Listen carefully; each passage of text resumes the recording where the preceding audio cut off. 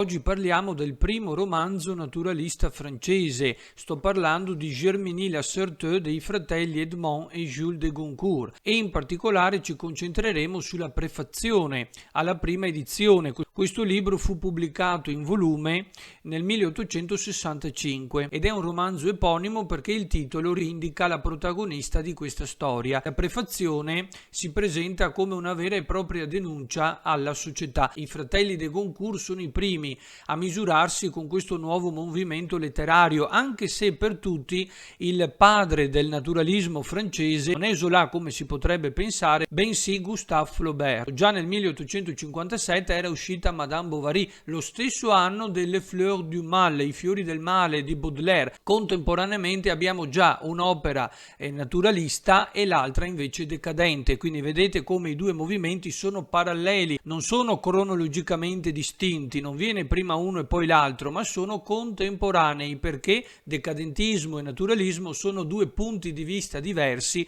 con cui gli scrittori analizzano, studiano e osservano la stessa identica realtà, soltanto che la interpretano e la descrivono con un linguaggio completamente diverso, usando tecniche diverse, perché differente è il loro modo di percepire, di sentire la realtà. Già nella prefazione troveremo un atto di denuncia, perché secondo i naturalisti francesi lo scopo specifico di un'opera letteraria, quindi del romanzo, è quella di denunciare tutto ciò che non funziona, problemi della società, in particolare dell'alcolismo, della droga, della prostituzione, della disoccupazione e di tutti gli altri problemi che affliggevano le grandi città. Parigi sarà sempre la grande città tentacolare, la vedrete anche nell'Assommoir di Émile Zola, lì si parlerà in particolare appunto dell'Assommoir, cioè del matatoio, cioè del pub e dell'osteria, perché lì i lavoratori ogni giorno puntualmente vanno a spendere i soldi così faticosamente accumulati durante la giornata. Rispetto al passato però i due fratelli utilizzeranno un modo completamente nuovo. Si dice spesso che il romanzo naturalista descrive la realtà. In realtà tutti i romanzi lo fanno, anche Harry Potter parla della realtà. Il romanzo naturalista e quindi in generale realista descrive la realtà così com'è, cioè senza filtri, senza utilizzare elementi soprannaturali o elementi legati al mito, al genere fantastico, senza fare ricorso alla magia, a tutta quella simbologia che sta dietro, quindi a questi grandi romanzi. Non è neanche un romanzo di avventura, perché gli scrittori diventano degli scienziati, devono analizzare la realtà così com'è, riportarla nello stesso identico modo in cui loro la osservano, come un chimico, come uno scienziato. Quindi il romanzo diventa un vero e proprio esperimento. Che cosa indagano? Il comportamento umano, perché sono convinti, come dirà poi anche Zola nel romanzo sperimentale, che è un saggio del 1880, sono convinti che tutte le azioni umane siano regolate da determinate leggi fisiche. Ci sono delle regole, delle leggi meccaniche che regolano il nostro comportamento, ma non solo. Anche in Germigny-la-Certeux vedremo che i due autori cercano di analizzare la race, il moment e il milieu, quindi la razza, quindi di appartenenza di una categoria di persone, del personaggio che stanno descrivendo, che stanno studiando, il momento storico, quindi il periodo in cui vive quella persona e soprattutto l'ambiente, perché sono convinti che tutti questi tre elementi influenzino in maniera specifica e in maniera irreversibile ogni singolo essere umano. Questi tre elementi vengono racchiusi nel pensiero filosofico di Hippolyte Taine, il primo che utilizzerà il termine naturalismo già nel 1858. Ed ecco la prefazione alla prima edizione del 65. Dobbiamo chiedere scusa al pubblico se gli offriamo questo libro e avvertirlo di quello che vi troverà. Ecco la novità assoluta. Per la prima volta un autore chiede scusa al pubblico. Ciò che troveremo è qualcosa di innovativo, di diverso, di sorprendente, qualcosa che finora non è mai stato trattato e in un modo completamente diverso.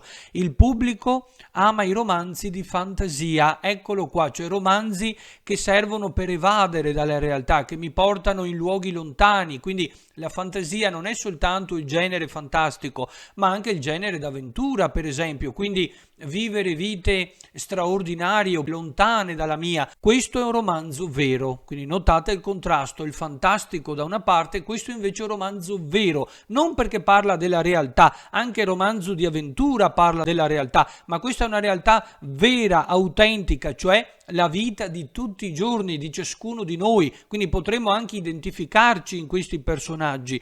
Ama i libri che immaginano di penetrare nel gran mondo. Questo libro viene dalla strada, quindi procede per contrasti. Viene dalla strada, che cosa significa? Cioè è un romanzo autentico perché parla di problemi reali, di situazioni concrete che si verificano quotidianamente e sono riportate così come le vedo. Ecco lo scienziato, deve essere impersonale e riportare semplicemente l'oggetto della sua indagine scientifica. Ama i piccoli lavori licenziosi, le memorie di fanciulle, le confessioni di alcova, le sudicerie erotiche, lo scandalo che si indovina da una copertina nelle vetrine dei librai. L'espressione chiave qui è sudicerie erotiche. Il pubblico è abituato ai grandi eroi del passato oppure ai personaggi dell'aristocrazia. Pensate anche ai romanzi che verranno più avanti di Gabriele D'Annunzio, ma ce n'erano già stati moltissimi altri aristocratici che vivono vite straordinarie, che cambiano continuamente amante, collezionando centinaia di esperienze sessuali. Ciò che sta per leggere è puro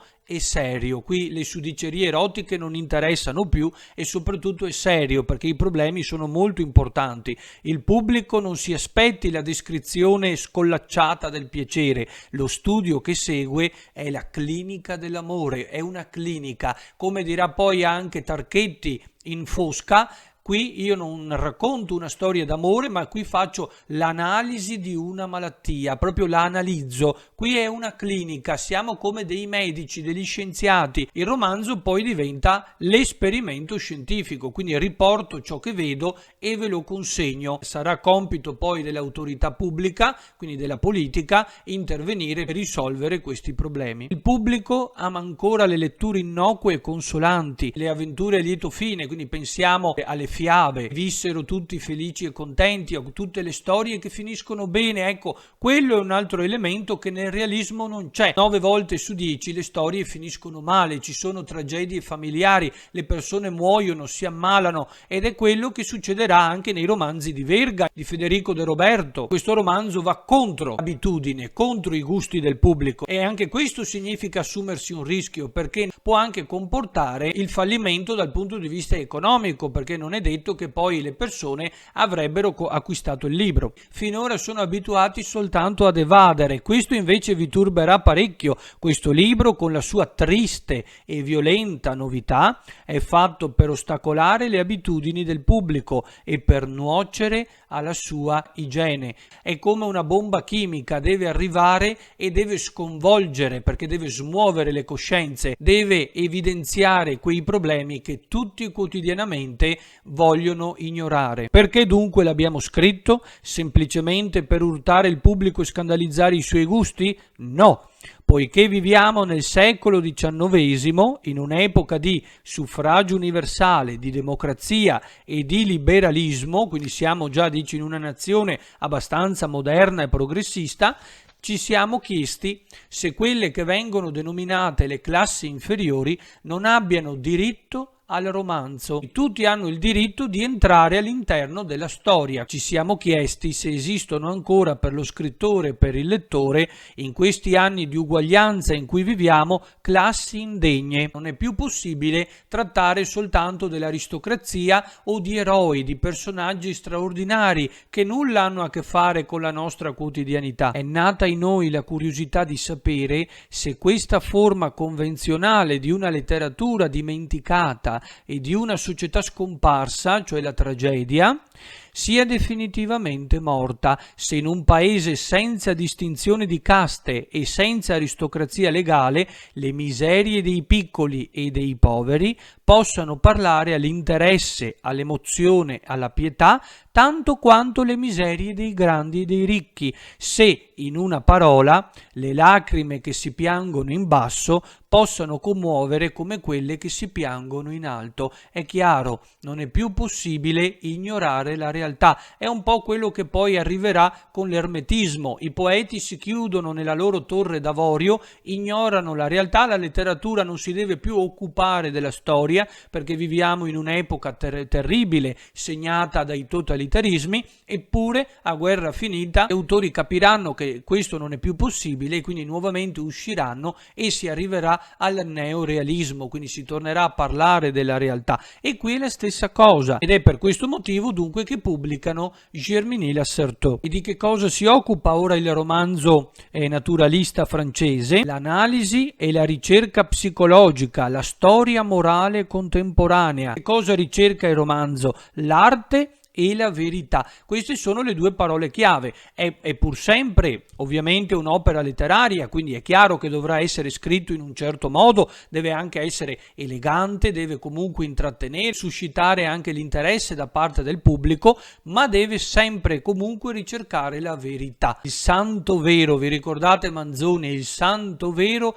mai non tradire, cioè la realtà. C'è il vero storico e il vero poetico, ciò che distingue uno storico da uno scrittore poi è il vero poetico, quindi anche l'abilità artistica. Per i naturalisti è più importante la scientificità, senza dimenticare l'arte, anche se in realtà poi questo discorso verrà approfondito meglio dai veristi italiani, perché in particolare Verga, Capuana e Federico De Roberto invece tenderanno a distinguere la scienza dall'arte. Per loro il romanzo resta un'opera letteraria, non è un esperimento scientifico, tant'è vero che poi loro si limiteranno a riportare ciò che vedono, ma non si sentiranno più degli scienziati, perché loro sono degli artisti, sono degli scrittori, che mostri delle miserie capaci di non essere più dimenticate dai fortunati di Parigi. Quindi coloro che stanno bene si devono occupare di queste cose, che faccia vedere alla gente del gran mondo quello che le dame di carità hanno il coraggio di vedere: la sofferenza umana.